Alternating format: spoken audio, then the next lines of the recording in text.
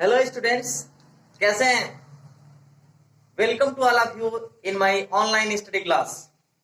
आज हम लोग हाई स्कूल के सिलेबस का एक और पोयम पढ़ने जा रहे हैं जिसका नाम है the sum of life. The sum of life. The sum of life के पोएट, अमेरिकन पोएट जिनका नाम है H.W. लॉन्गफेलो, जिनका पूरा नाम है H.W. लॉन्गफेलो का पूरा नाम है Henry Wordsworth Longfellow. Henry Wordsworth Longfellow एक अमेरिकन पोएट जिन्होंने लिखा द सम ऑफ लाइफ। तो स्टार्ट करने से पहले हम राइटर पोएट H.W. लॉन्गफेलो के बारे में जानते हैं कि H.W. Longfellow Henry Wordsworth Longfellow was an American poet. He was very famous in the world. Henry Wordsworth Longfellow एक अमेरिकन कवि थे, वह बहुत फेमस थे, प्रसिद्ध थे। He worked as a teacher of modern languages at Harvard University. वह Harvard university में आधुनिक भाषाओं के शिक्षक के रूप में उन्होंने काम किया। Voices of Night was his first collection of poems published in 1839. 1839 में उनके कविताओं का पहला संग्रह जिसका नाम था वॉइसेस ऑफ नाइट प्रकाशित हुआ।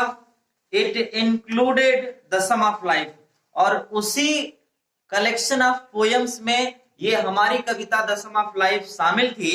हिज अदर वर्क्स वेर, उनकी जो अन्य रचनाएं थी, अन्य किताबें, अन्य पुस्तकें जो उन्होंने लिखा, poems on slavery, the Spanish students, belfry of Bruges, the golden legend, village blacksmith etcetera.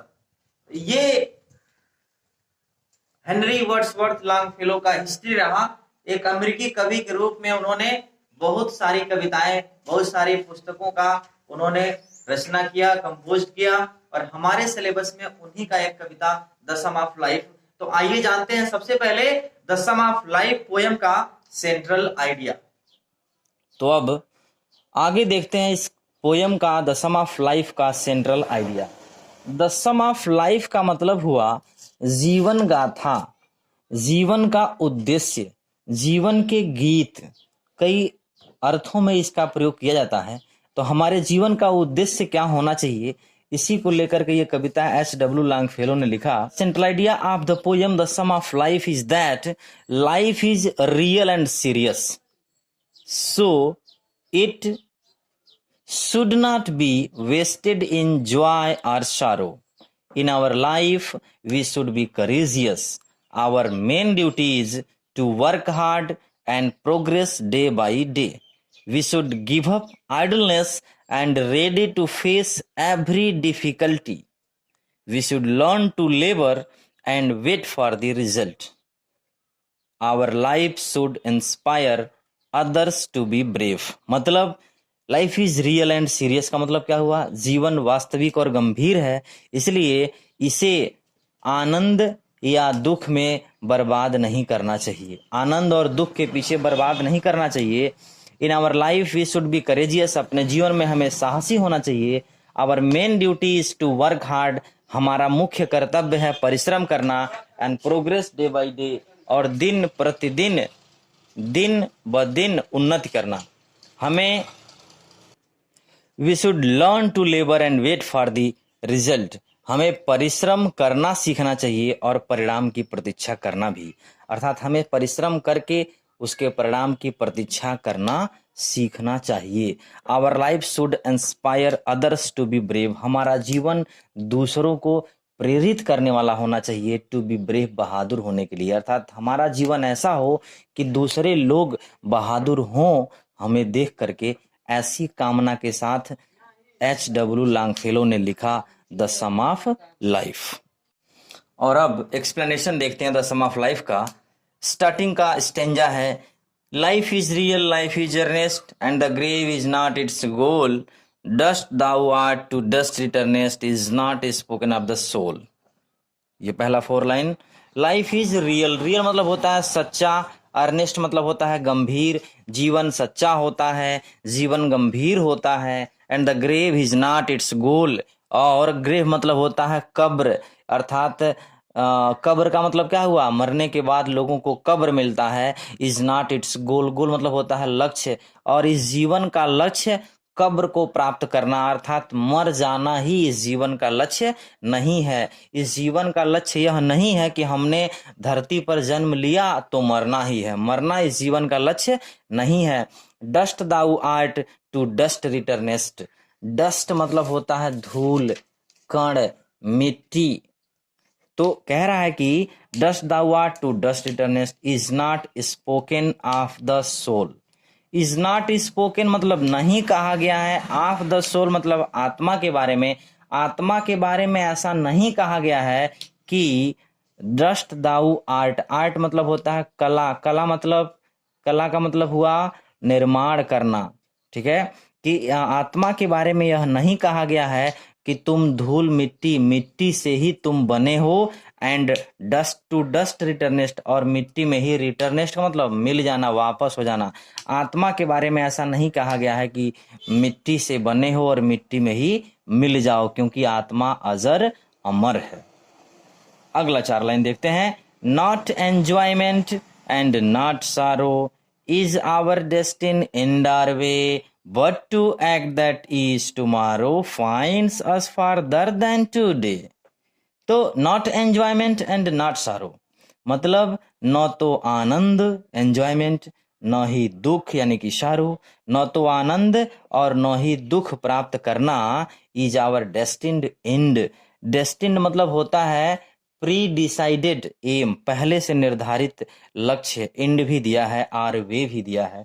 करा कि दुख प्राप्त करना या आनंद प्राप्त करना ही हमारे जीवन का असली उद्देश्य नहीं है, बट बल्कि to act that each tomorrow, बल्कि इस प्रकार से कार्य करना कि ईच टुमारो हर आने वाला कल, हर आने वाला कल फाइंड्स अस फार्दर देन टुडे, हमारा हर आने वाला कल आज की तुलना में फार्दर देन और बेहतर हो और उन्नतिशील हो, अर्थात बल्कि ऐसे कार्य करना है जिससे कि हमारा हर आने वाला कल आज से बेहतर हो। Next stanza. In the world's broad field of battle in the bivouac of life, be not like dumb driven cattle, be a hero in the strife. In the world's broad field of battle, world's मतलब क्या हुआ, संसार के, broad field मतलब विस्तृत क्षेत्र में, of battle मतलब युद्ध, संसार रूपी इस विस्तृत युद्ध क्षेत्र के मैदान में, be not in the bivouac of life. Bivouac of life का मतलब क्या हुआ, बायवॉक मतलब होता है टेम्पोरेरी शेल्टर यानी कि अस्थाई पड़ाव,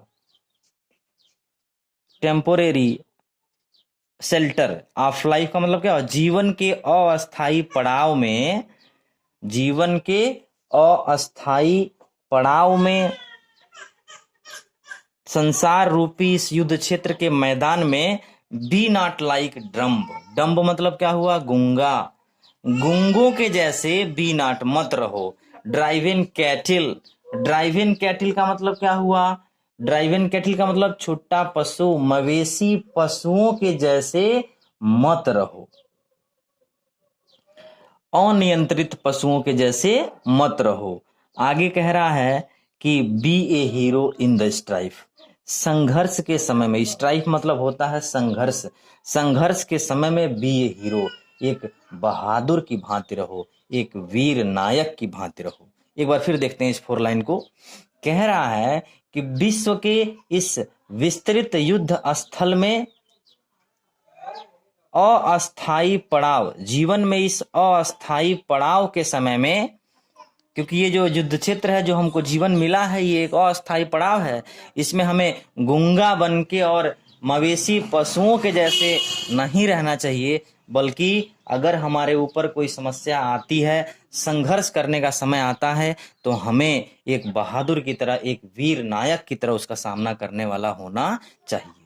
अंतिम 4 लाइन में द सम ऑफ लाइफ में जीवन के उद्देश्य को बताते हुए एस.डब्ल्यू. लॉन्गफेलो कहते हैं, let us then be up and doing, तो आओ तब लेटस बी अप, आओ। बी अप का मतलब होता है ऊपर उठना, आगे आना, एंड डूइंग और करना। कहते हैं तो हमें आगे उठ करके आगे आ करके काम में लग जाना चाहिए। With a heart for any fate, with a heart, heart मतलब होता है मन, अर्थात मन से, फॉर एनी फेट, चाहे भाग्य में कुछ भी हो। फेट मतलब होता है भाग्य, किसी भी भाग्य के लिए, चाहे हमारे भाग्य में कुछ भी हो, हमें आगे आकर के अपने काम में लग जाना चाहिए।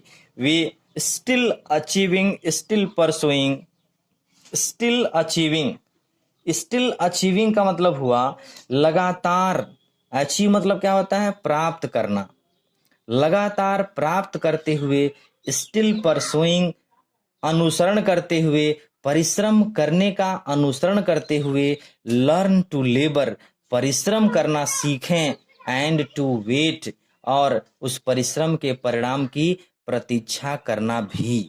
अर्थात कह रहा है कि अंतिम 4 लाइन में, तो आओ आगे बढ़ो, हमारे भाग्य में चाहे कुछ भी लिखा हो, मन से आगे आओ और आगे बढ़ो, अनुसरण करते हुए, या साथ में कह रहा है कि अचीविंग मतलब लगातार, कह रहा है कि परिश्रम करते हुए, प्राप्त करने के लिए परिश्रम करना सीखें और परिश्रम के फल का इंतजार करना सीखें।